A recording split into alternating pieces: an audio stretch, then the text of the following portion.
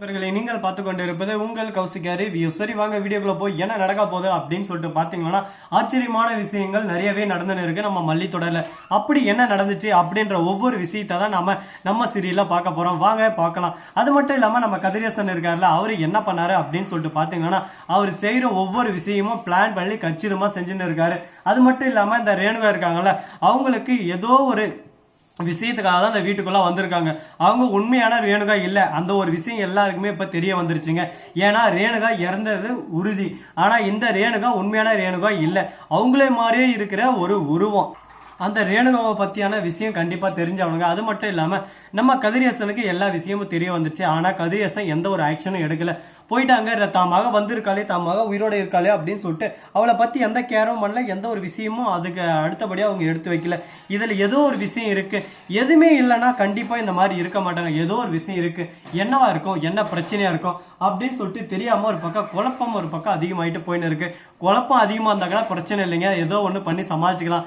ஆனா இங்க ஆளே குழப்பமா இருக்கே, அதனால இதுதானே மிகப்பெரிய ஒரு ட்விஸ்டா இருக்கு. இப்ப என்னதான் பண்ணலாம், என்னதான் முடிவு அப்படின்னு சொல்லிட்டு ஒரு கேள்விக்குறி இந்த இடத்துல வைக்கப்படுது. இது எல்லாத்துக்கும் ஒரே ஒரு பதில் தாங்க. அந்த ஒரு பதில் நச்சுன்னு கும்முன்னு அடிச்சு விட்டா யாராலையும் ஒன்றும் பேசவே முடியாது. இந்த இடத்துல மூச்சே விட முடியாது.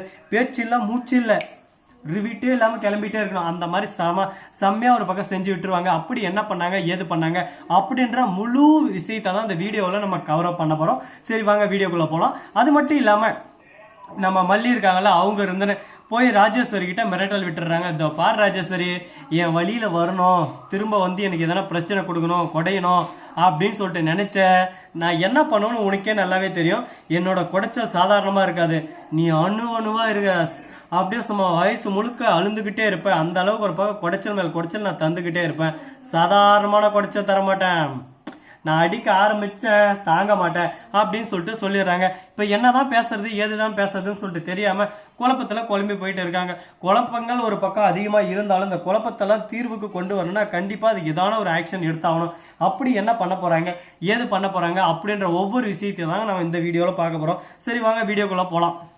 நம்ம நிஷா இருக்காங்கல்ல, அவங்க இருந்து நேரா விஜய் கிட்டே வராங்க. விஜய் மாமா, என்ன எங்க அக்கா உயிரோட இருக்கலாம், எங்க அக்கா கிட்ட பேசலாம் நான் வந்தேன், பேசலாமா, அதுக்கெல்லாம் பர்மிஷன் இருக்கா? கண்டிப்பா, நீ பேசாமையா, உனக்கு இல்லாத உரிமையா அப்படின்னு சொல்லிட்டு சொல்ல போய் பேசினா, நீ யாரு, நீ எதுக்கு இங்க வந்து பேசின அப்படின்னு சொல்லிட்டு கையில அப்படியே சும்மா ஒரு கிண்ணியை வச்சுன்னு இருக்காங்க. பட்டுன்னு ஒரு அடி, பட்டு பட்டு பட்டு பட்டுன்னு 3 அடி. உடனே பாக்கணுமே, நிஷா துண்டக்கானா துணியாக்கானா விட்றா, எப்பா இதுக்கு தான் நான் கேட்ட உடனே எங்க அக்கா கடை என்ன பேச விட்டியாடா, டேய் உன்னால நம்பணும் பாத்தியா, எனக்கு இதுவும் தேவை இன்னும் தேவைடா அப்படின்னு சொல்லிட்டு குட்டு குட்டு குட்டு குட்டு குட்டு நீ இடத்தாம்பாரு ஓட்டம், எங்கேயுமே நிக்கலையே அப்படின்னு சொல்லிட்டு ஒரே ஓட்டமா ஓடிட்டாங்க. பரவாயில்ல, இது ஒரு சந்தோஷமான நல்ல விஷயமா தான் இருக்கு. இதுக்கப்புறம் இதே போல நல்ல விஷயங்கள் நிறைய நடக்க காத்துக்கிட்டு இருக்கு. அந்த ஒவ்வொரு விஷயத்தையும் 1 by 1 நீங்க தெரிஞ்சுக்கணும்னு நினைக்கிறீங்களா? அதுக்கு நீங்க பண்ண வேண்டியது ஒன்றுமே இல்லைங்க, நம்ம சேனலை ஃபாலோ பண்ணி விட்டு போங்க. சரி, முடிஞ்சது முடிஞ்சு போச்சு, அதை பேசி என்னடா ஆக போகுது, அடுத்தபடியா நம்ம என்ன பண்ணலாம், ஏது பண்ணலாம் சொல்லிட்டு அடுத்த விஷயத்தை பத்தி நம்ம யோசிச்சாதான் ஏதோ ஒன்று சிந்திச்சு சிறப்பா செய்ய முடியும். அப்படி என்ன பண்ணலாம், இப்படி தாங்க போயின்னு இருக்கு. அரையும் குறையுமா ஒரு பக்கம் 2 பேரும் பிரச்சனையை பண்ணிட்டு இருக்காங்க. அதே சமயத்துல அரையும் குறையுமா ரேணுகாவா இல்ல வேற ஆளா அப்படின்னு சொல்லிட்டு குழப்பமும் ஒரு பக்கம் அதிகமா இருக்கு. இவங்க 2 பேருக்கிட்டே நாமாட்டின்னு முழிக்கிற பாடம் இருக்கு. ஐயோ ஐயோ பெரும்பாடா இருக்குடா சாமி அப்படின்ற மாதிரி தாங்க ஒரு பக்கம் போயின்னு இருக்கு. எவ்வளவு வேணா பிரச்சனை வரட்டுங்க, எல்லாத்தையும் ஒரு பக்கம் சமாளிக்கிற தெம்பு நம்ம கிட்ட இருக்கு. இதுக்கப்புறம் நம்மள யாராலையும் அசைக்கவும் முடியாது, ஆட்டி பார்க்கவும் முடியாது.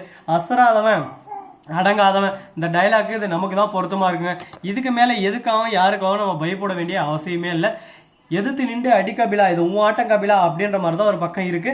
பாப்போம் இன்னும் என்னென்ன நடக்க போகுதுன்னு சொல்லிட்டு. சரி, இதெல்லாம் ஒரு பக்கம் போட்டுன்னு சொல்லிட்டு விட்டாலும் அதே சமயத்துல மறுபக்கம் என்ன நடக்க போகுது, ஏது நடக்க போகுது அப்படின்ற விஷயத்த ஒரு குட்டி வீடியோவை தாங்க இதுல பார்க்க போறோம். அது மட்டும் இல்லாம நம்ம கதிரேசன் இருக்காருல, அவரு வந்து போலீஸ் ஸ்டேஷன் போயிருக்காரு. என் பேத்தி எனக்கு திரும்ப கூட்டின்னு வந்து என்கிட்ட விட்டுருங்கப்பா, என் பேத்தியை பிரிஞ்சு என்னால இருக்க முடியாது. எப்பா உனக்கு மட்டும் தான் பேத்தி இருக்காங்களா, வேற யாருக்கும் இல்லையாப்பா, என்னப்பா பேச்சு மேல பேச்சு அடிக்கணும், நீ போயினே இருக்க, எல்லாமே ஒரு லிமிட் தான்ப்பா, லிமிட்டுக்கு மேல போச்சுனாங்க பேச்சே இல்லை சரியாப்பா அப்படின்னு சொல்லிட்டு ஒரு பக்கம் சொல்ல, உடனே என்ன பேசுறது ஏது பேசுறதுன்னு சொல்லிட்டு தெரியாம, நான் பேசுறது தப்பு தான் சார், ஆனா என் பேத்தி எனக்கு வேணும் இல்ல, எனக்கும் என் பேத்தி கிட்ட உரிமை இருக்குல்ல, தாத்தாட உரிமை, என் பேத்தி எங்க மகளை தான் என்கிட்ட இருந்து பிரிச்சுட்டான், என் பேத்தியாவது என்கிட்ட ஒப்படைக்கலாம்ல அப்படின்னு சொல்லிட்டு கேட்க, என்ன சொல்ல போகிறாய் அப்படின்னு சொல்லிட்டு நம்ம விஜய்க்கு ஒரு செக்மெண்ட் வைக்கிறாங்க.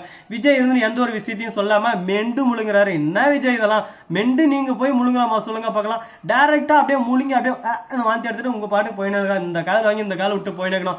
வாழ்க்கையில சரித்திரம் படைக்கணும்னு நினைக்கிறது தப்பு இல்லைங்க.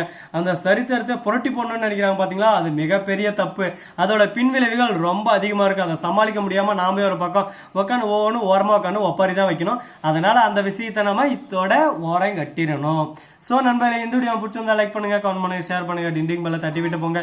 அப்பதான் நான் போற அடுத்த வீடியோ உங்களுக்கு உடனுக்குடன் வரும். மிக்க நன்றி. தேங்க்ஸ் ஃபார் வாட்சிங். Tata, see you. நன்றி, வணக்கம், வந்தனம், வருக, தருக.